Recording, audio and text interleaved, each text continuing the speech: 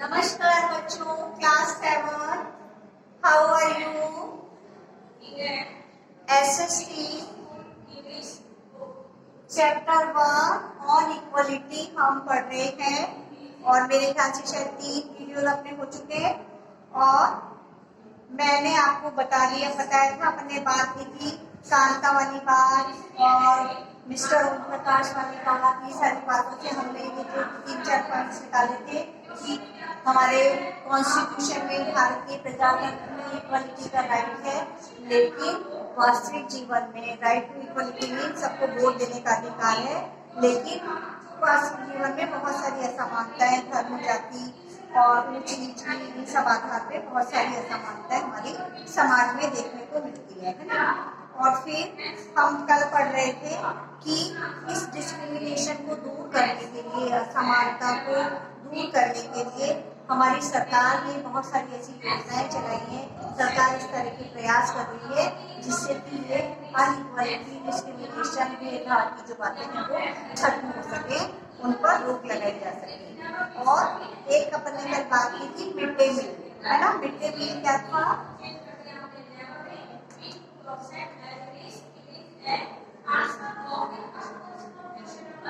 Mid day meal क्या था कि बच्चों को सरकारी स्कूलों में फ्री खाना, पका हुआ खाना देने की व्यवस्था। उसके पीछे सरकार का उद्देश्य क्या है कि जिससे कि बच्चे एक तो स्कूल आने के लिए जागरूक होंगे, स्कूल आएंगे और उन्हें क्योंकि भरपेट खाना भी मिलेगा तो उनकी स्ट्रेंथ बढ़ेगी, उनको स्कूल आने के लिए उत्साह होगा और वो पढ़ाई भी करेंगे और पढ़ाई के साथ साथ उन्हें अच्छा और पौष्टिक भोजन भी मिल सकेगा।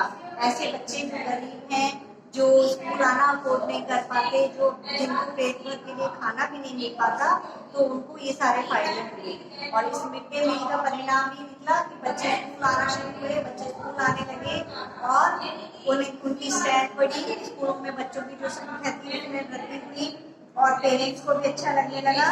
और इससे जो कई लोग थे उनको एम्प्लॉयमेंट भी मिला। जैसे कि खाना बनाना होता था बच्चों के लिए, तो उसको खाना बनाने के लिए जिन महिलाओं को रखा जाता था वो छोटे कमजोर वर्ग की और पुअर क्लास की जो महिलाएं थी, तो उनको इसके लिए खाना बनाने के लिए वो आती है स्कूल में, तो उनको रोजगार भी मिला, एम्प्लॉयमेंट भी मिला, उनके लिए पैसे का साधन भी हो गया। और इससे जो दलित वाला और डिस्क्रिमिनेशन था, बच्चे सारे एक साथ बैठ के स्कूल में पढ़ते हैं, तो ऊंच नीच का भेदभाव ये भी खत्म होना या कम होना शुरू हुआ। तो इस मिड डे मील के बहुत सारे फायदे हुए। बच्चों ने स्कूल में आना शुरू कर दिया और उनको स्कूल में खाना भी मिलने लगा, इससे उनकी पढ़ाई में रुचि बढ़ने लगी, उनके पेरेंट्स उनके प्रति अच्छा सोचने लगे, पेरेंट्स को अच्छा लगने लगा, बच्चे स्कूल पढ़ने जाते हैं। फिर इस वजह से कई महिलाओं को रोजगार मिलने लगा, क्योंकि मिड डे मील बनाने के लिए बहुत सारी महिलाओं की आवश्यकता पड़ती है, तो कई गरीब महिलाओं को और दलित महिलाओं को रोजगार के साधन भी हुए। अब देखो, while government programs play an important role in increasing inequality of opportunity, there is much that still needs to be done. While the mid-day meal program has helped increasing employment and attendance of poor children in school, there continues to be big difference in our country between school that is rich attend and those that the poor attend. देखो, लेकिन फिर भी जो कई ये वाली व्यवस्था जो की गवर्नमेंट ने, सिर्फ बच्चों को खाना मिलने लगा, बच्चे आने लगे, पुअर बच्चों को फायदा मिला, लेकिन ये सब काम सरकारी स्कूलों में। लेकिन अभी भी कई प्राइवेट स्कूलों में अमीर गरीब वाली बात चलती है। Even today there are several schools in the country in which Dalit children like Om Prakash Valmiki are discriminated against and treated unequally.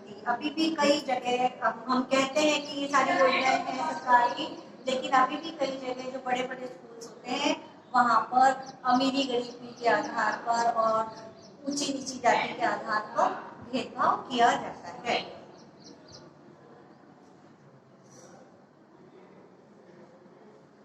These children are forced into unequal situation in which their dignity is not respected. जब उनके साथ इस तरह का व्यवहार सब बच्चों के सामने किया जाता है तो उनकी जो डिग्निटी है, उनकी जो स्वाभिमान है, उनके सम्मान को पर बुरा असर पड़ता है, ठेस लगती है। This is because people refuse to think of them as equal even though the law requires it। क्योंकि भले ही इसके लिए कानून बन जाए, लेकिन जो लोगों की भावनाएं हैं, जो विचारधाराएं हैं, उनमें परिवर्तन आने में समय लगेगा या वो परिवर्तित नहीं होती है। One of the main reasons for this that attitude change very slowly, even though persons are aware that discrimination is against the law। देखो, लोग इस बारे में जानते हैं, जानने लगे हैं अब कि ये डिस्क्रिमिनेशन, भेदभाव जो किया जाता है वो कानूनी रूप से गलत है। यदि कोई इस तरह का व्यवहार करता है तो वो पनिशेबल है, गलत है व्यवहार। लेकिन लोगों की आदत बना हुआ है, उसको छोड़ने में उन्हें प्रॉब्लम होती है। They continue to teach people unequally on the basis of their caste, religion, disability, economic status and because they are women। देखो, इस आधार पर कि वो लड़की है या लड़का है, लड़कियों को यदि काम नहीं मिलता है, महिलाओं को काम मिलता है, तो उनको पुरुषों से कम उसी काम को करने के लिए जितनी सैलरी या जितना पैसा पुरुषों को मिलता है और औरतों से कम मिलता है, ऐसा सोचिए कि ये कम उपयोगी है या कम प्रोडक्टिव वर्क कर पाएंगे। इसी तरह से जाति, धर्म और इस आधार पर, आर्थिक स्थिति के आधार पर भेदभाव किया जाता है। It is only when people begin to believe that no one is inferior and that every person deserves to be treated with dignity that presents attitudes can change, establishing equality in the democratic society is a continuous struggle and one in which individuals as well as various communities in India contribute to, and you will be more about in this book। देखो, ये जो discrimination है, ये जो भेदभाव है, ये कानूनी रूप से भले इसके लिए कानून बन गया हो, लेकिन ये तब तक नहीं हो सकता कि ये चीज बिल्कुल हमारे देश से खत्म हो जाए जब तक कि लोगों की भावनाएं नहीं उन्नत होगी, लोग अपने मन से इस तरह की बातों का विरोध नहीं करेंगे।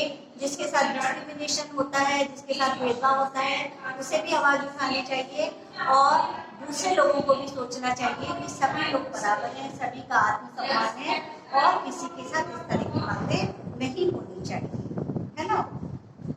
Issue of equality in other democracies. You are probably wondering whether India is the only democratic country in which there is inequality and where the struggle for equality continues to exist. The truth is that the many democratic countries around the world, the issue of equality continues to show। देखो, हम ऐसी बात नहीं कि हमारे भारतीय प्रजातंत्र में ही ये ऊंच नीच वाली या डिस्क्रिमिनेशन, भेदभाव वाली व्यवस्था है। ऐसे बहुत से देश हैं जहाँ डेमोक्रेटिक देश हैं, जहाँ पर प्रजातांत्रिक देश है, जहाँ पर इस तरह की बात होती रहती है। हमारे भारत में ही, पूरे संसार में इस तरह का डिस्क्रिमिनेशन है, भेदभाव होता है। For example, in the United States of America, the Americans whose ancestors were the slaves who were brought over from Africa. देखो, अमेरिका में जो है श्वेत और अश्वेत का जो है, जो अमेरिका में जब था, अफ्रीकन्स को अमेरिका में स्लेव्स बनाकर, उनको अपना दास बनाकर अमेरिका में लाया गया था अफ्रीका से।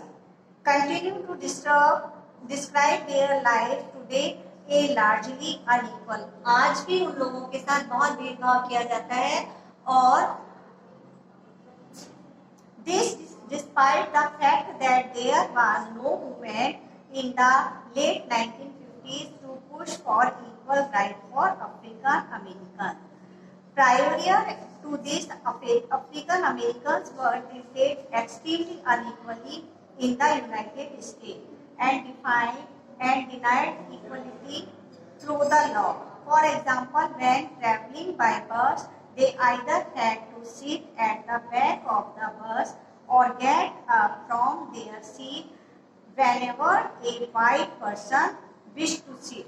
देखो अमेरिका में, और बच्चों बड़ी सही बात है कि आज मैं तुमको ये वाला पैराग्राफ पढ़ा रही हूँ और तुम्हें अभी पता होगा रिसेंटली अभी अमेरिका में ये गोरे कालों के भेदभाव वाली बहुत जबरदस्त लड़ाई चल रही है। वहाँ के जो अश्वेत हैं उन्होंने गोरे लोगों के साथ, उनके साथ बहुत अन्याय किया जाता है। वहाँ पे अमेरिका में जैसे कहते हैं डेवलप्ड कंट्री है, इतना विकसित देश है, वहाँ पर भी अश्वेत जो अफ्रीकन अमेरिकन हैं जो कभी 1950s में या उससे पहले, बहुत पहले उनके जो पीढ़ी दर पीढ़ी है उनको लेके आए थे, स्लेव्स बनाकर, दास बनाकर अमेरिका में लाए थे। अब वो अमेरिका के नागरिक हैं, पर उनके साथ गोरे अमेरिकन जो है, श्वेत अमेरिकन है, वो बहुत ज्यादा भेदभाव करते हैं। उन्हें बस में बैठने का अधिकार नहीं है, बस में बैठते हैं तो पीछे की सीट पे बैठते हैं, और यदि कोई गोरा अमेरिकन आकर उनसे कह देता है तो उन्हें बस में से उतरना भी पड़ता है। अमेरिका में गोरे काले का भेदभाव बहुत ज्यादा है। और अभी रिसेंटली कुछ दिन पहले अमेरिका में क्या हुआ, तो मैं तुमसे हमेशा ये बात कहती हूँ कि केवल पढ़ते वक्त बुक रीडिंग और बुक किताब से पढ़ना ही नॉट नेसेसरी। हमेशा मैं कहती हूँ अखबार, न्यूज, इन सबके साथ अपने आप को जोड़ के रखा करो, जिससे कि तुम्हें दुनिया भर में क्या हो रहा है इसकी पूरी जानकारी मिले। एसएसटी एक ऐसा सब्जेक्ट है जिसमें कि आपको पूरे अराउंड द वर्ल्ड आपको कनेक्ट रहना चाहिए, और तभी आपको पढ़ने में भी मजा आएगा। जो आप चैप्टर वाइज पढ़ते जाते हैं उसको रिसेंट के साथ कनेक्ट करके पढ़ा करो।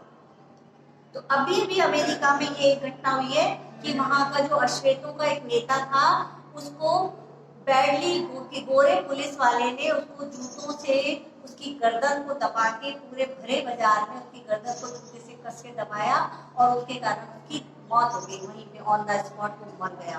तो उसके खिलाफ बहुत बुरी तरह से अमेरिका में ये पूरे अश्वेतों का आंदोलन चल रहा है, और वो पूरी तरह से अश्वेत लोग उनके खिलाफ हो रहे हैं। वहाँ पे तो क्रांति चल रही है, बहुत ज्यादा आंदोलन और लड़ाई चल रही है।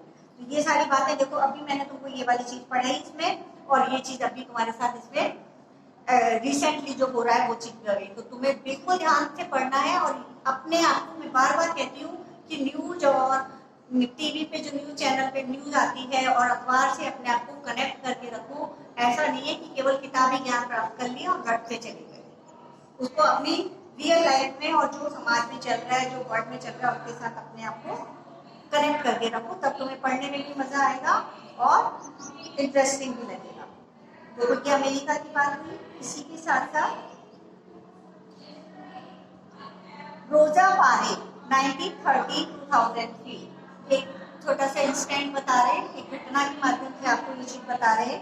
One African American woman tried from a long day at work. She refused to give up her seat on the bus to a white man on 1 December 1955.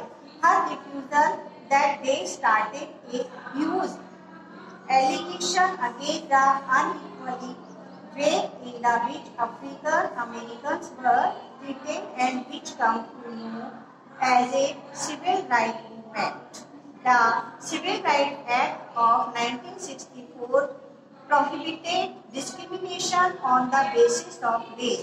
देखो जो भी मैंने आपको बात बताई है, अमेरिका में 1930 से 2005 के बीच में एक अमेरिकन वुमेन की कहानी बताई है कि रोजा पारेख नाम की एक महिला थी।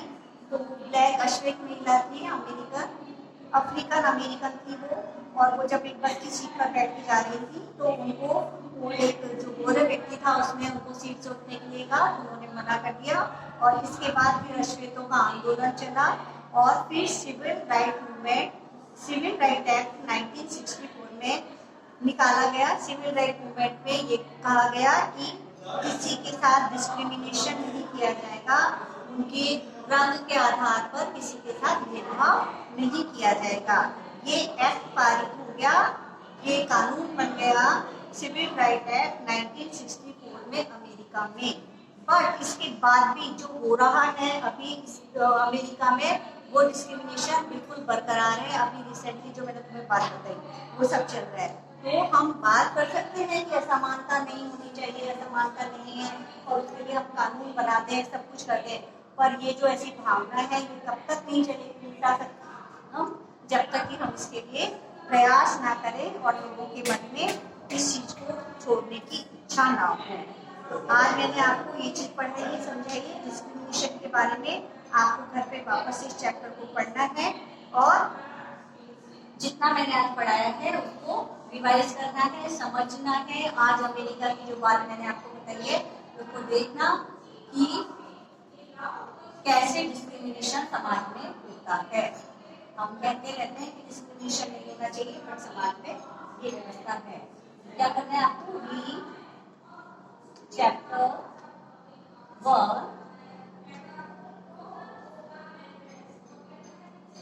चैप्टर 1 आपको पढ़ना है और अपने विचारों को बताना है।